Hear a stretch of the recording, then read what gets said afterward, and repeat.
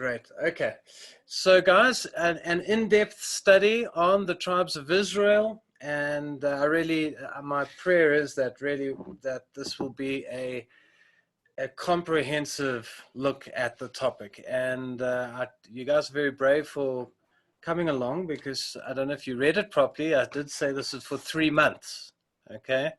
So I don't know if you are aware of that.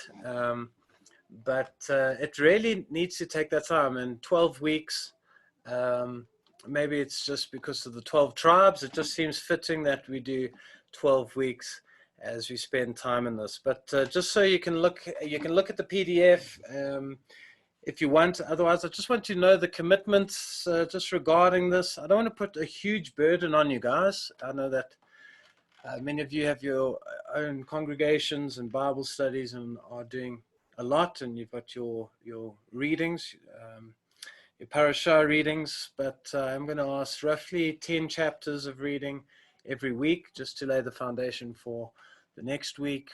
It won't apply this week, but in future times that you go back over the previous week's notes. We are going to build line upon line, precept upon precept, and so yeah, I'm going to need you to go back over notes. I'm not going to make them too hectic, but that you keep refreshing yourself so we don't lose understanding of what we've been laying before, so we can keep growing and moving forward.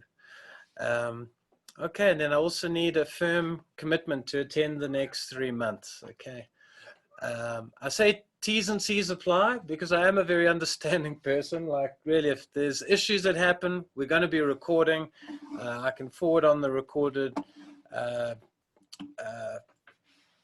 lesson. And listen, I understand stuff happens. I was hoping to have my wife with me right now. She's still trying to get the kids down. So I understand you might be a bit late or whatever.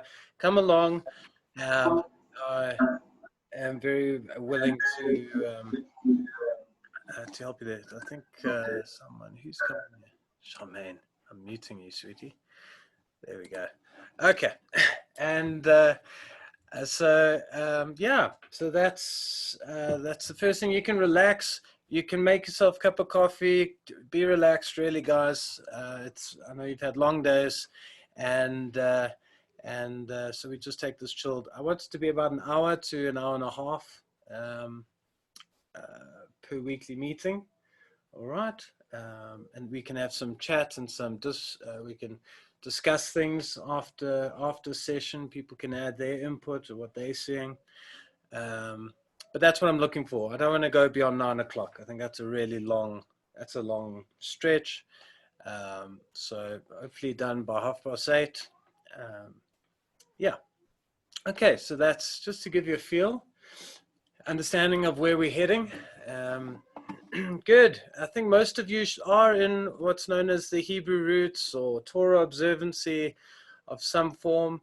I'm going to kind of assume that, but I'm going to still go over just a few things, some terminology that I might use, things that terms that I like to use that aren't used typically in Christianity, just so that anyone out there, we've got people from a variety of backgrounds, that you'll know what I'm talking about. Okay, the first is I will speak of our Father's name as Yehovah, and that's English transliteration from how the Masoretes wrote it in the Hebrew.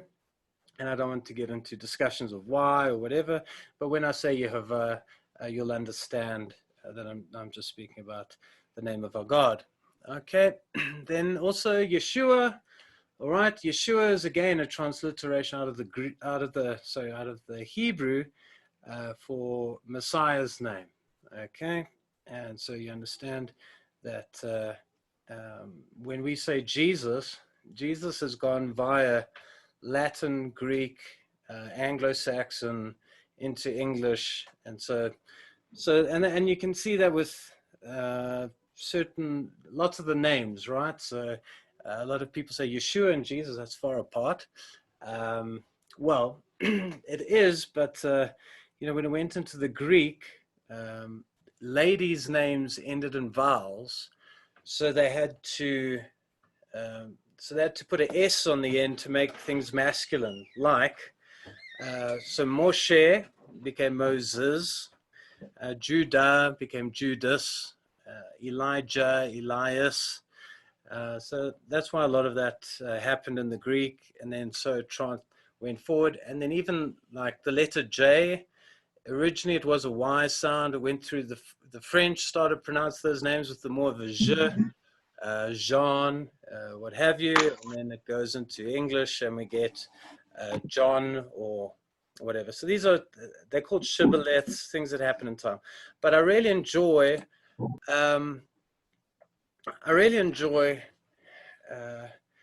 using his Hebrew name, because part of the restoration and what we're going to be talking about quite a bit is about his Hebrew character, and that we understand him as a descendant of Israel, and that kind of Israel, not the churchy Israel that's happened with time. So that's with Yeshua. When I say Torah, I'm generally referring to the first 5 books of the Bible, what's called the Pentateuch, and called the law. Yeshua called it, he'd often refer to the law and the prophets. All right. So that's Torah. If you hear me saying Torah, you know what I'm talking about. And then also Tanakh. I like to say Tanakh rather than Old Testament. Okay. Mainly because the Old Testament it's the Old Covenant. It's not the books. And these terms, Old and New Testament, came from a heretic, Marcion, I believe. He coined these phrases, and they've stuck, even though he was deemed a heretic. So Tanakh, that comes from taking the first letter of Torah for law, Nevi'im, prophets, and Ketuvim, the writings, and you put it together, TNK, Tanakh. So another way of saying Old Testament. So you hear me saying that a lot, just so you know what I'm talking about. Okay, and then also the New Testament as well. I prefer referring to the apostolic writings or messianic writings. Okay. The New Testament again is it's a covenant. Those writings speak of the new covenant, but I'll often refer to what people call the New Testament as the apostolic writings. Just so you're also aware of that. Cool. Okay, and then and then also I want to get a bit into again, I don't know your backgrounds, but as a teacher of God's people, just so you understand where I'm coming from, and where we come from from a Hebraic roots hermeneutic. And that sounds really complicated. It doesn't need to be. It's how we interpret Scripture. And just so you are aware of this and why I might say things and it may seem strange to you, but also so you know our biases, because we have a lot of biases for how we interpret Scripture. So the first is that I put there as restrained dispensationalism. All right. You'll see, even as we go into the story of Israel, the testimony of the church is that it shoved one kind of story out the one place, and then kind of the church universal Catholic church as being a new Israel, a complete new story. And this is often dispensational theology, where this was a dispensation of law and this is a dispensation of grace. And we certainly see we see patterns and shifts with time, but we're very slow in how we describe these things, and are very slow to just say that's done away with. Okay. And that goes into the next point, which many of you should know, this idea of progressive revelation. This comes from the idea of Paul and how he speaks in Romans as, we all see dimly. We don't have the full picture yet. We don't have full revelation, but one day we will see it all. And we also have this understanding through time that we can start at Genesis And as time moves forward, we get this revelation that slowly progresses.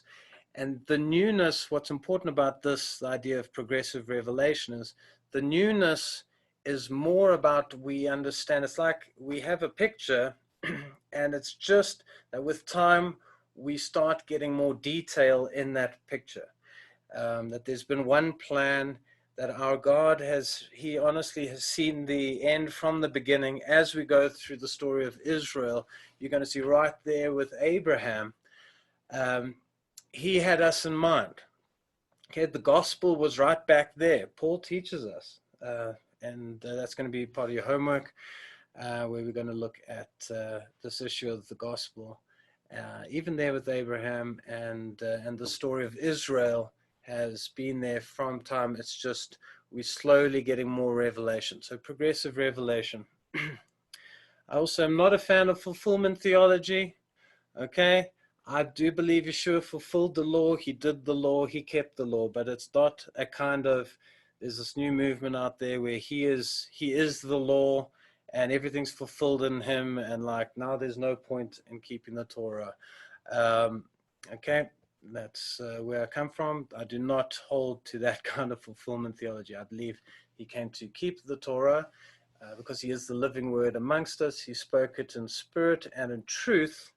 And we should desire to keep our Father's commandments and also fulfill them in that way. All right. And also with allegory, we're going to be careful with that. Okay. We got to be careful how we interpret things. Sometimes we just say that, well, that's just a picture. It's not really real for this world now, or we somehow, especially in Christianity, we do a lot of that. And so also just be aware. We've got to be very careful with how we interpret things also with the use of allegory. Okay, and then obviously as well, we're going to understand what is idiom and context. Okay, I know a lot of us, we like to say, I just keep the word exactly how it is written. And that can get us into a lot of trouble because there are scriptures like write the Torah on your heart, right? And that's not advocating that we need to have surgery, open heart surgery, and write it literally. Mm-hmm. So there's an understanding of idiom, and we'll explore some of those things as they come up, but we need to be aware of that as well. All right, and then the order of foundations. Guys, we're not going to start in the book of Revelation with the story of Israel. No, hold on, let's start. There's 12 gates, and there's 12 stones, and there's 12,000 from each of the 12 tribes. That is not the way we're meant to study these things, and that's not the way I'm going to do this. It's going to require patience, though, but we're going to go right back to the beginning.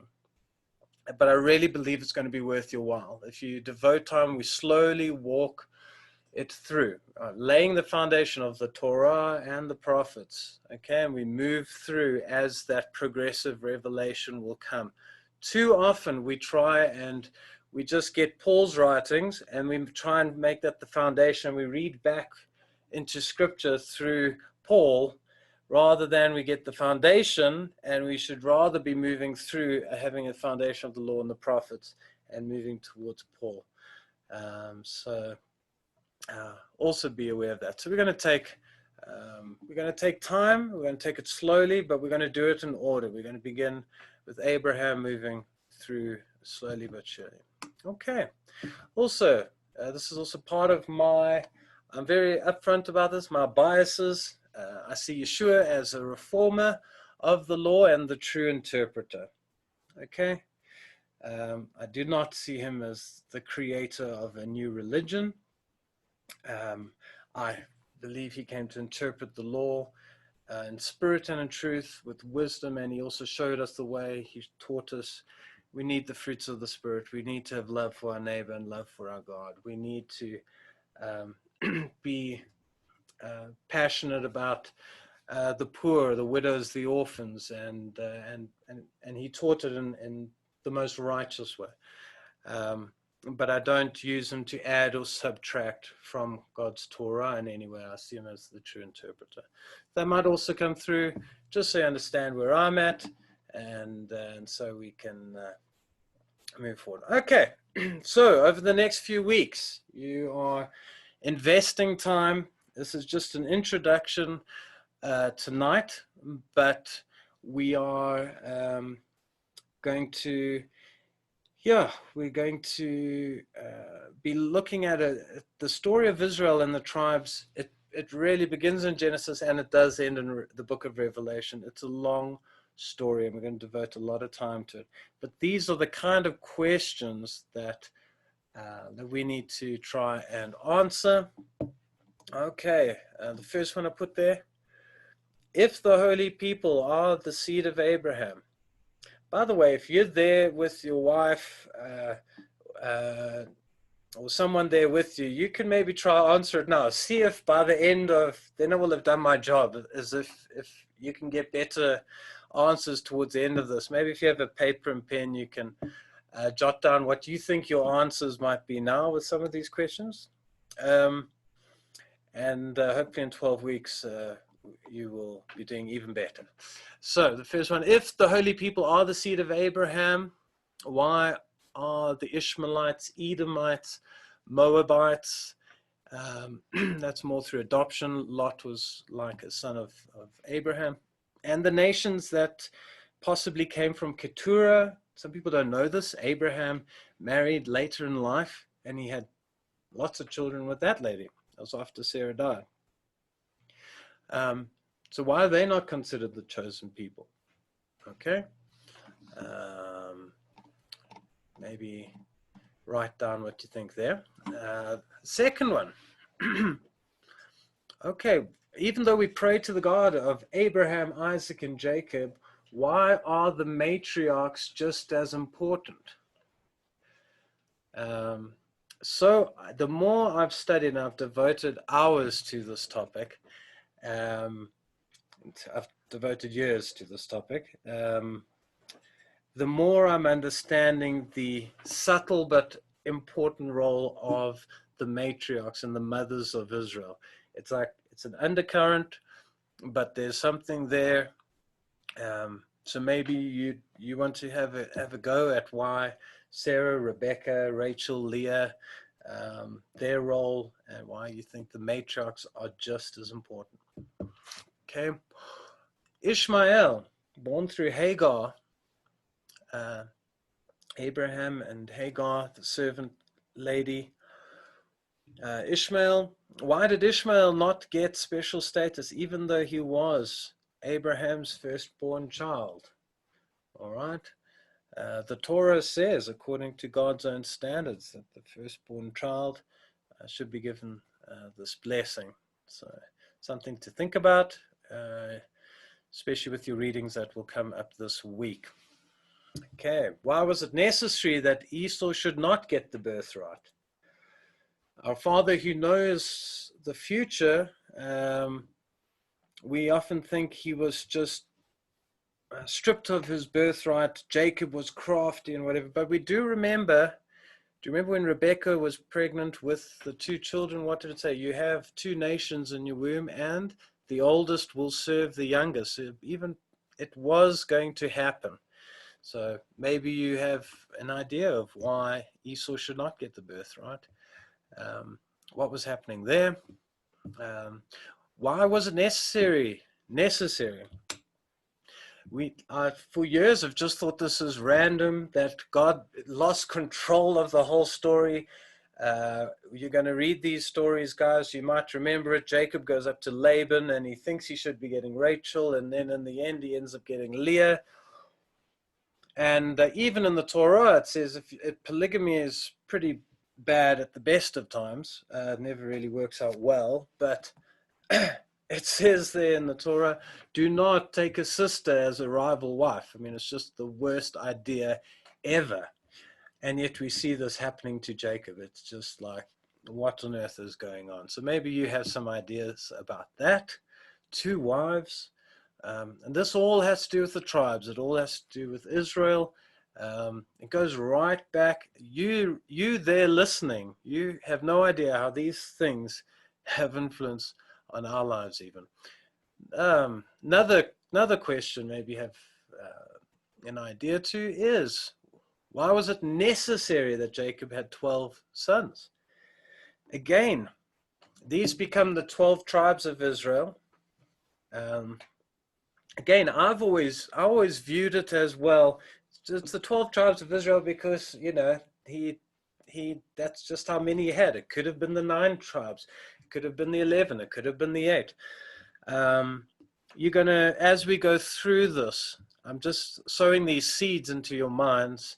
As we go through this, you're going to see that everything, our God, when we go through life thinking our lives are absolutely shambolic, but when you look back, it's like his hand is there right through everything. And I'm certainly grateful for that. So even with Jacob, he has Leah and Rachel, and they're bringing in Zilpah and Bilhah as concubines, and through them, there's these 12 boys we're going to see that make up the 12 tribes. We're going to try and understand the necessity of why it was necessary. Okay, here's another one. So Jacob's firstborn through Leah. And so Jacob was named Israel, from where we get Israel. And through Leah, his firstborn is Reuben. And so why did Reuben not get 4 greatest rights of the firstborn? Okay, they're 5 that I've come across. He was stripped of 4 of them. Even though the scriptures state that the rights of the firstborn must be given to the firstborn child, even if that child is from an unloved wife. I think some of you will know that answer.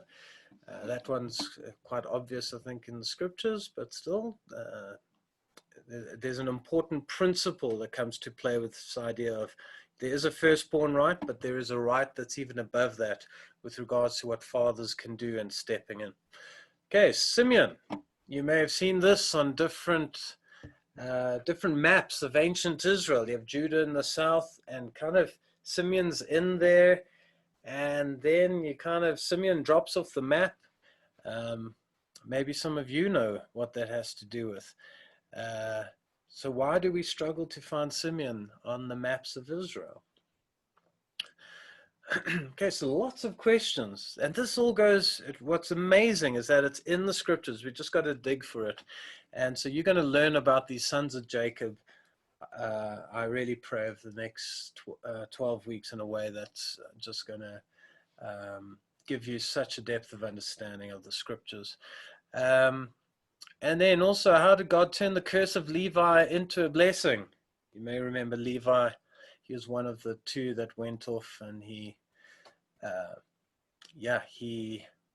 went and they killed everyone of the town of Shechem, and for the rape of daughter Dinah, or their sister Dinah, and so Levi was cursed there. But we'll also look at how our Elohim is able to turn curses into blessings, which is a wonderful thing.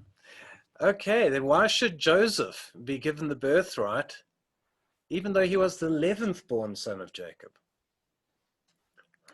These are questions that I've been struggling with for years, and I'm going to give you, we don't get the natural answers to these things, but knowing that our God is principled, maybe you have some ideas, and we will be seeing this as we go through the week. So that's Joseph, 11th born. Then 12th born was Benjamin. Rachel dies giving birth to Benjamin. She calls him Ben-Oni. Okay, this is also where the importance of the ladies come in. They generally, when you're going to read the scriptures, you'll see the mothers were naming the children. Okay, it's quite interesting. But here Jacob steps in and he says, no, not Ben-Oni. Benjamin, son of my right hand. And the right hand is another way of speaking of a firstborn son. So how can that be? He's the lastborn son of Jacob. Okay, and then we're going to look at what are the 5 privileges given to the firstborn children. if you're born, if you're the firstborn in the clan, certain privileges would apply to you. I don't know, maybe you know those 5. You could give it a bash. And then we're going to look at how those privileges were divided up in Israel. It's incredible when you see this, that and we understand this with civilized nations, that you don't want Jacob Zuma running the Treasury and the Justice Department as well as the executive branch. All right. There comes a time in a nation where we have this understanding of you want a division of powers. And we actually see it gets to a point where these birthright privileges, I shouldn't say birthright, firstborn privileges, are divided between certain tribes. And so that's something to think about. And this is going to be important in terms of how we understand Israel with time. Cool. Okay, so you're getting your answers in there. It'd be interesting to know what how you're doing. And listen, I'm putting out some hard questions here. I don't even know if the answers I have are right for this, but that's the kind of depth we're going to go into here. Okay, then, so then we have our ancient prophecies concerning the 10 tribes more real than the general perception. Okay, this is a very simple answer. It's like we should just say yes and amen to that. But sometimes we get limited in our view and what I call the status quo, where the world has a perception of what Israel is. The world sees Israel as a small nation in the Middle East. It sees the 12 tribes as Jews. The Jews call themselves, they think they are the 12 tribes, although if you actually pin them down and you actually confront, especially scholars, they will admit actually we are 2, maybe 3 of the 12 tribes. And we're going to go into the prophecies. This is important because I understand the general perception, but we're going to get into the prophecies, and hopefully you guys will also beginning to understand Israel is a lot bigger. Not because I'm just trying to say it, but it's in the scriptures. And there's some scriptures, there's some big prophecies that need understanding, and we're going to go through those. And I think it's going to be, well, I pray that it'll be a spiritual awakening for many of you. So ancient prophecies considered, they are more real than the general perception. Okay, so everyone should have that one right. Okay, what is the grand vision for Jacob's descendants called Israel? Okay, Jacob wrestles with a malach, a messenger, and he says, he holds on to him and says, I will not let you go. And the malach calls him, your name is no longer Jacob, but your name is Israel. And he says, bless me. And then we see a few chapters later, we see a blessing again. You're not Jacob, you're Israel. And we're given the vision. And we need to know that vision. Because right now, we sit in a world where the vision is, well, it's the Jews. And the Jews need to go home, and that's Israel. Well, no, we're going to be reading what the messenger said to Jacob concerning his descendants. And we're going to get the true vision that our Father has. Great. Okay, how is the gospel connected to the story of Israel? In your readings this week, you can spend some time and think about the gospel, and you can, perhaps when you're reading some of the things mentioned to Abraham, it might trigger you to go to the book of Galatians, but to link the gospel message, the nations of the world. How are the nations? All right, the good news to all nations concerning the story. Get your mind just working on Israel and the nations.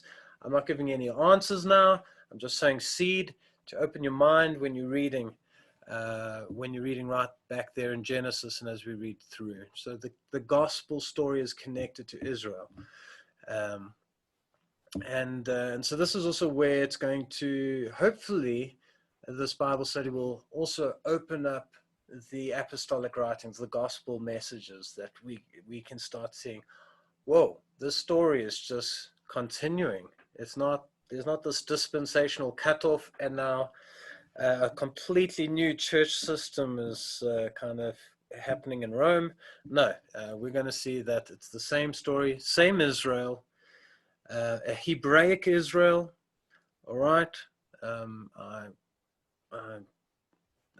make no bones about that. It's a Hebraic, Israelite, biblical Israel. And we need to get out the traditions of men that have gone against the scriptures. So the gospel, yeah, and goes right back there. We need to understand the gospel connection to the story of Israel. All right, simple one. Are the Samaritans of today the best representatives of the 10 tribes? Okay, people just don't know much about the 10 tribes. What happened to them, where they went, were they deported? Did they join the Jews again in Babylon and come back with Ezra and Nehemiah? And a lot of people will just say and not think about it. They'll just say the Samaritans are, just because they are north, they're placed a bit north of the Jewish nation, that many just say these are the remnants of the 10 tribes. But we're going to look at that as well, where the Samaritans come from.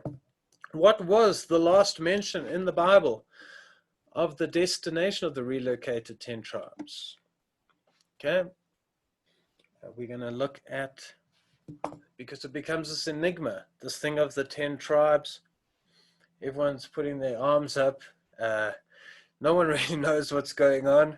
But there are all these prophecies, and we're going to get to a point where, well, they had to go somewhere. And we're going to look at where were they last placed. We're going to look at, and we'll get into trying to understand. They clearly had to receive new names in exile, and we're going to get into some of the historical stuff there, which isn't really my specialty, just so you know. But I've had to spend a lot of time doing that kind of research into the history and that kind of stuff, and different names of places in the exile. So we'll have a good time there. All right. What are the curses over the 10 tribes? And in what way are they different to the curses over the Jewish nation? Okay. This frustrates me so much, is that there are curses spoken over the 10 tribes that clearly mean that they would look nothing like the Jews today. And part of the frustration I have is that people spend so much effort trying to find the 10 tribes by looking for people that look exactly like Jews. So they'll maybe find, because Islam has certain connections with kosher eating, let's say, and certain cultural practices. They'll find a group that kind of has similar practices, and then suddenly, oh, we found a lost tribe here, or whatever. But we've got to look at the curses specifically, as I'll give you some help here, specifically as found in the book of Hosea. There's some unique characteristics about the exile of the 10 tribes that is different to the Jewish nation. So maybe you're aware of some of those things, but we will be getting into that. All right. We will be looking at, why did the northern kingdom, okay, so the 12 tribes were divided to 10 in the north, 2 in the south. Why did the northern kingdom take on the name Ephraim? And the southern kingdom became known as Judah. So all were Israel, but there's a division in the kingdom, and the north called themselves Ephraim. They were also called the house of Israel most of the time, but also Ephraim, and the southern kingdom became known as the house of Judah.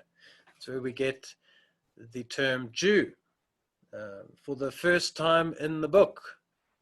People keep saying that the Jews came out of Egypt.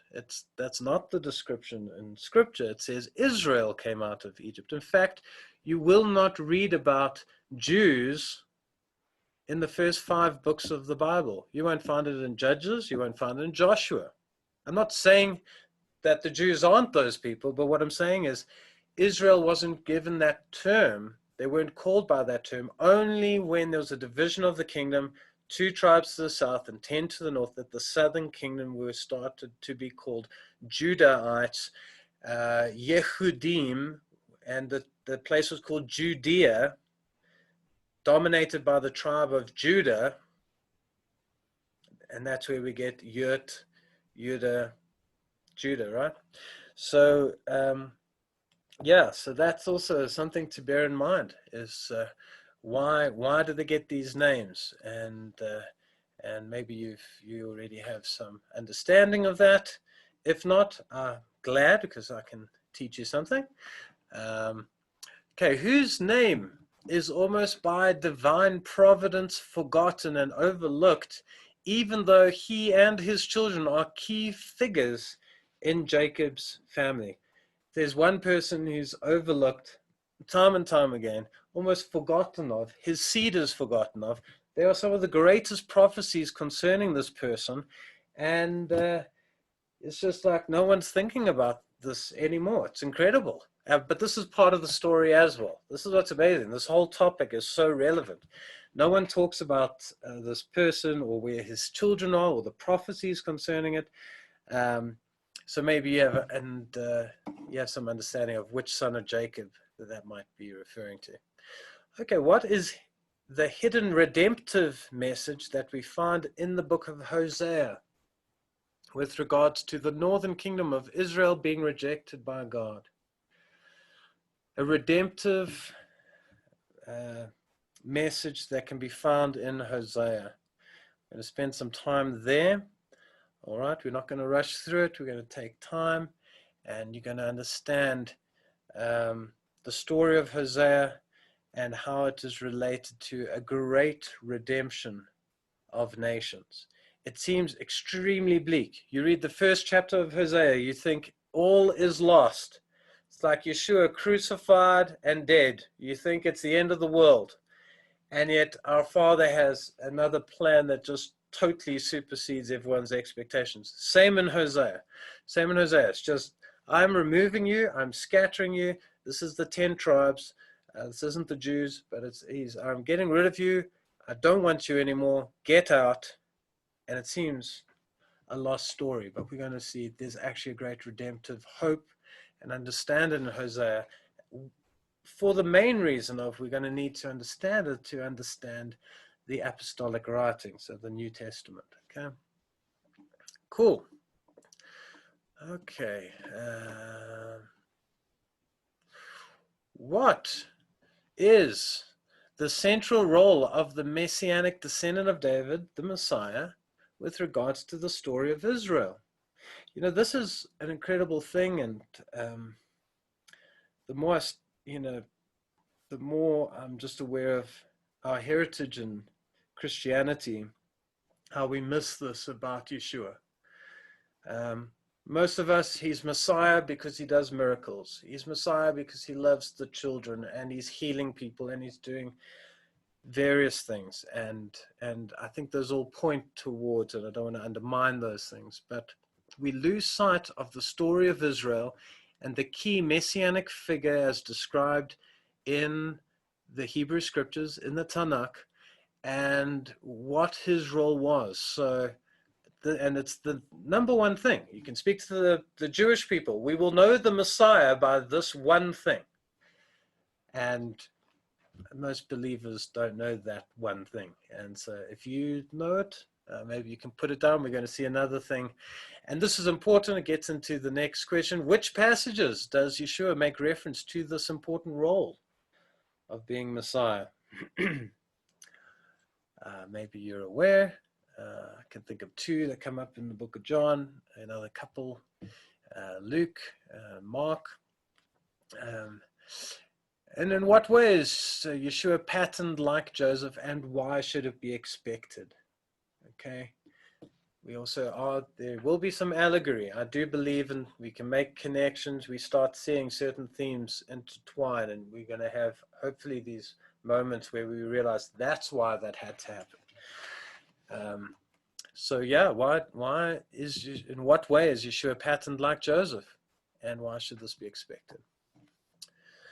Cool. Okay, lots of questions. Sorry, I've got a whole lot here, but this is what we're going to be going through over the next few weeks, guys. We'll be looking at what do you know what is the last secular source that mentions the 10 tribes of the northern kingdom of Israel? Okay, just the last mention of them directly. Okay, maybe you know, we'll be looking at that.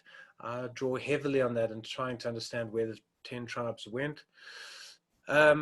Then, why are we certain that no restoration of the two kingdoms of Israel happened when the Jews were in Babylon? And only the house of Judah, only the southern kingdom of Judah returned under Nehemiah and Ezra. All right. Messianic Judaism today, I'm going to just let you know, I have huge respect for really Messianic Jewish believing theologians. I think they are brilliant, outstanding. This is a doctrine that they just flat out disagree with those in the Hebrew roots on. We like 90% on everything. This issue of Israel is a and the restoration of Israel. They really do not like it. They speak against it, and with this has come some. They've just made some stuff up, like the restoration has already happened. They say that it happened out in Babylon, and that all 12 tribes came back from Babylon with the Jews. And we're going to look at why we're pretty certain that the house of Judah went to Babylon and the house of Judah came back. The 10 tribes in the north were not restored. So maybe you know some good reasons why we are sure that there was no restoration. What was the biggest change that occurred after the cross? This is important. That the disciples struggled to understand and which the Jewish people despised. Okay. What we see in the book of Acts, it's so wonderful. The Bible is so beautiful when we read it, and we just see these disciples trying to put together what's going on. We've seen the Messiah. We're starting to understand things. And what what is really going on here, and we see them really struggle with one issue. So am I into dispensational theology? In a way, there was something that changed at the cross. No, it's not a new law. No, he's not erasing and adding or whatever. There is a welcoming, a greater welcoming into the kingdom. I'm giving it away a bit, but the Jewish people have really struggled in this regard. So we'll look into that as well. Okay. Josephus makes an interesting description of the tribes in the first century. And we're going to look at, maybe you know the description where he says the tribes are. He's a great historian. And in the first century, this is shortly after Yeshua, he makes a statement where he describes where the tribes are.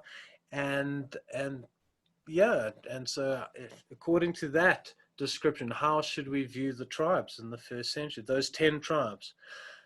Maybe you are aware of that. Then we're going to look at the Scythians. Can you give 10 good reasons for the Scythian people being good candidates as containing the vast sum of the scattered northern tribes? So we're going to get into some bloodline issues, where the tribes possibly migrated. We're going to look at this issue of the Scythian people. That's where my research has come to. If it's wrong, then I'll move on. But there are so many questions that need answering, so we're going to look at that. Okay, and then connected to this, to what degree does it matter if you're a physical descendant of Israel? What if you are a Ruth and you are a Moabitess, or what if you're from Egypt or from Assyria, or you are of a different nation? Perhaps you don't have the bloodline of Jacob. To what level does it matter? We'll look at that as well, because we can't say it doesn't matter, because if God has made covenants with certain people, we see this in Jeremiah 33. People were saying, well, the covenants he made with David and the Levites, well, that's not important. And he rebukes Israel. No, I've made covenants with certain families, and those things will remain. But to what degree? And this gets into the gospel idea as well. We'll talk about the issue of physical descendancy and yeah, the gospel of the two kingdoms and the restoration of nations. It seems hidden. People will say, you're making up stories with this understanding of Israel. The apostles didn't talk about the restoration of Israel as when we get there later with time. Would you know from the apostolic scriptures, from Paul's writings in particular, or Peter, how to demonstrate the restoration of Israel and an understanding of the tribes in connection to Messiah and what he achieved at the cross? Okay. And why do the apostles keep mentioning the Gentiles or those of the nations as previously being not his people and not having mercy? I'm giving away too much here. What is the significance? And we finally get to Revelation. What's the significance of 12 gates, 12 foundation stones, 12 tribes in the heavenly kingdom as described in the book of Revelation?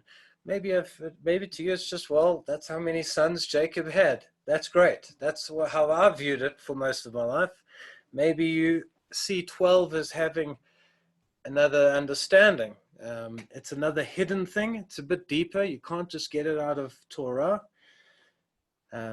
Maybe you have an understanding. Torah is a lot of 7s, 3s, 1s, 50. Hard to get 12. The 12 is usually just because Jacob has 12 sons, but there is something deeper with that.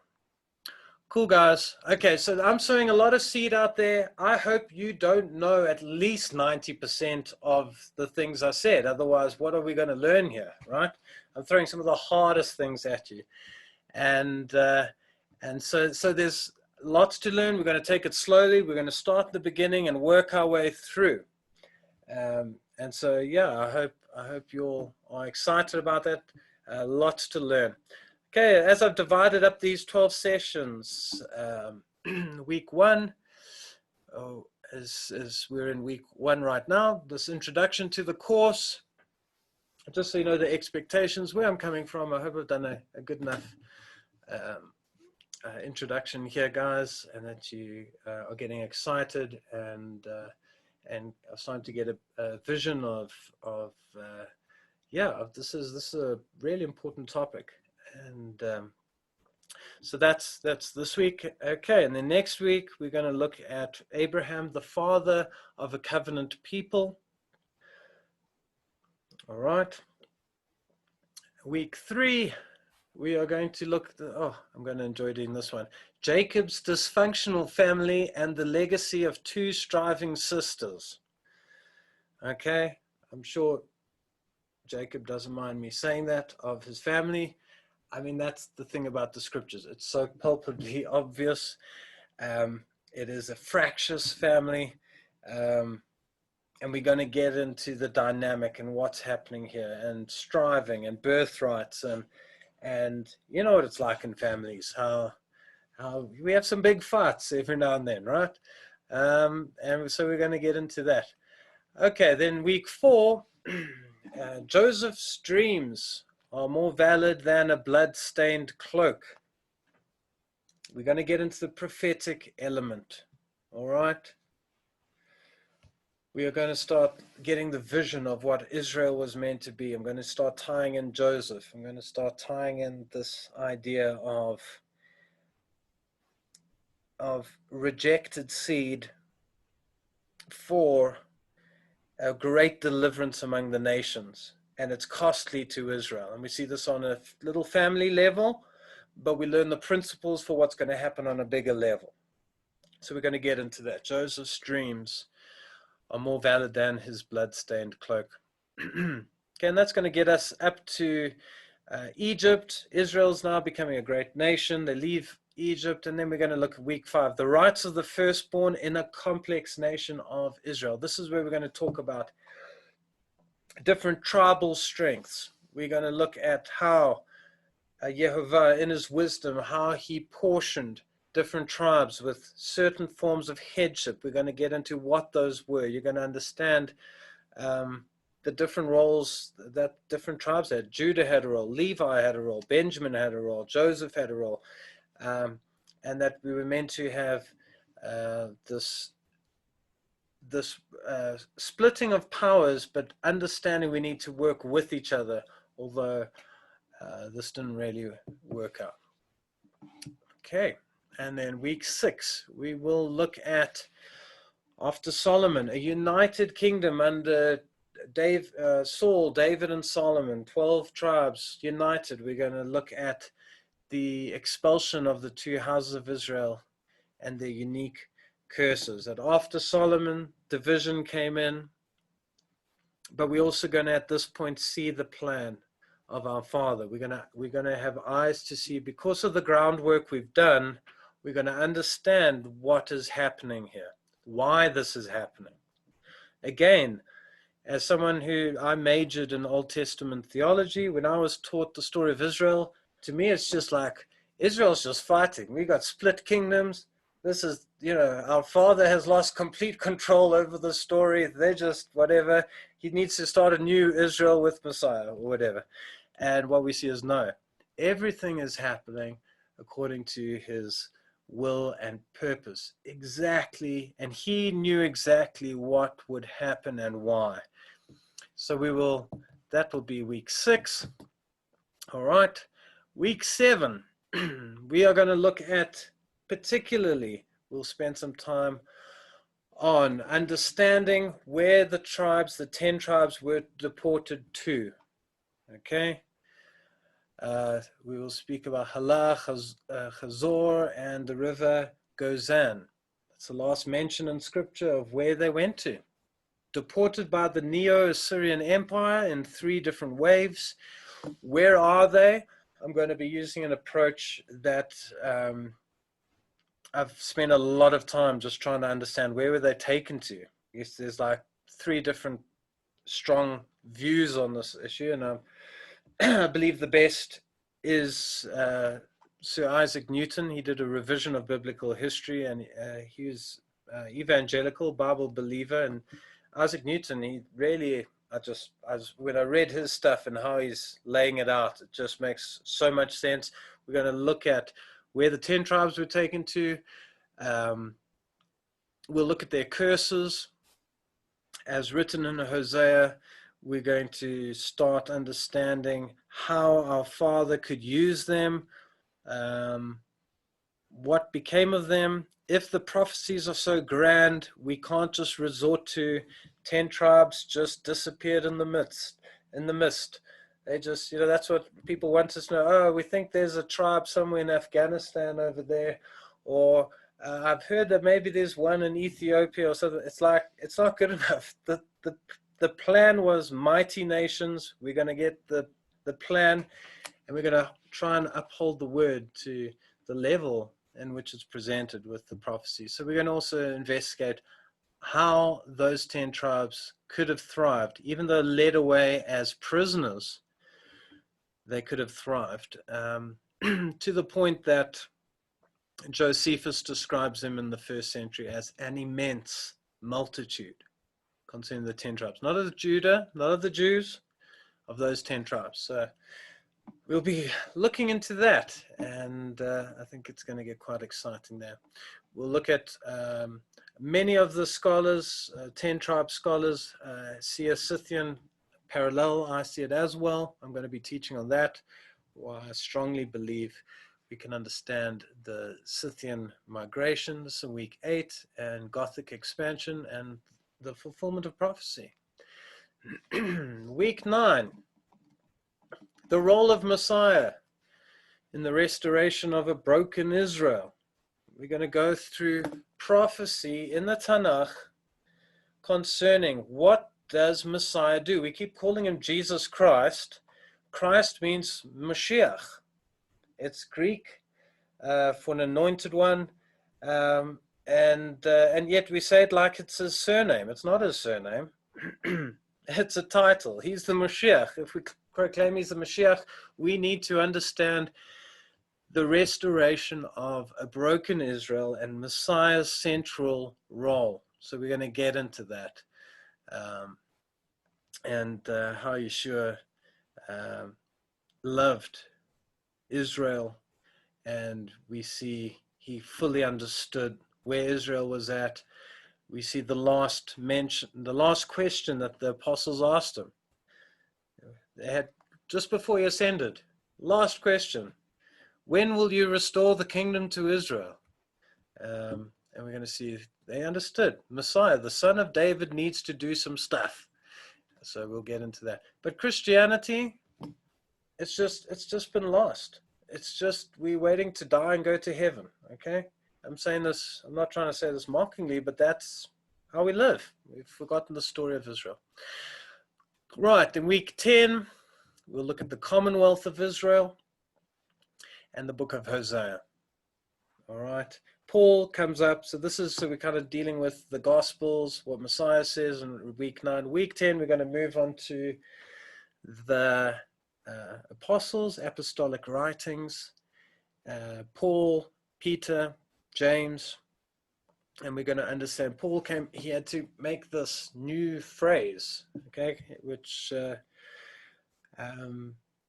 is called the Commonwealth of Israel in Ephesians chapter 2.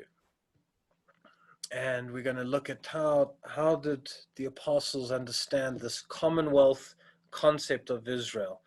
And at this point, because we've done the groundwork, and we will at this point be like Paul and Peter and them, who were grounded in the Tanakh, that's all they had. Those were their scriptures. They didn't have the New Testament in a sense. Because we'll have that grounding, we'll be able to understand this Commonwealth of Israel. All right. So it'll take time, but with that, laying that foundation, we'll get to that point where we can then understand the Commonwealth of Israel. Okay. Week 11, the kingdom to come. We're going to talk about the kingdom to come, who ultimately is Israel. Okay, this is fundamentally important. We're getting away perhaps from the physical and the scriptural definitions of certain things, and we're going to just be talking about the kingdom to come. Messiah spoke in parables. He related the kingdom very importantly with certain terms that, because some of us, you're going to get excited about the story of Israel and understanding your part in it. But at the same time, Messiah does say things like, I tell you the truth, many will come from the east and the west and be seated at the feast of Abraham, Isaac, and Jacob. But the children of the kingdom, it's a way of referring to the actual physical seed of Jacob, who were destined for this kingdom, Israel, this promised Israel, the final promised land. He says the children will be thrown outside where there's a weeping and gnashing of teeth. So we're going to have to deal with these ideas of physical descendancy. To what degree does it count? To what degree doesn't it count? And speak about that. Okay, and then week 12, it'll be a bit like this week. I'm doing an introduction. Week 12, I'll be summarizing up. And more importantly, I want to bring out spiritual lessons, because I think you'll all have done a lot of study and you're going to learn the scriptures on another level. I don't want it just to be a letter. I want us to explore some of the interesting spiritual lessons that we learn along this journey, and pick those up, so that I pray that you will be blessed as you move forward in serving our King. So that's the game plan, guys. I hope you all like it. I'm going to unmute, and I'm going to stop the recording, and then we can chat a bit.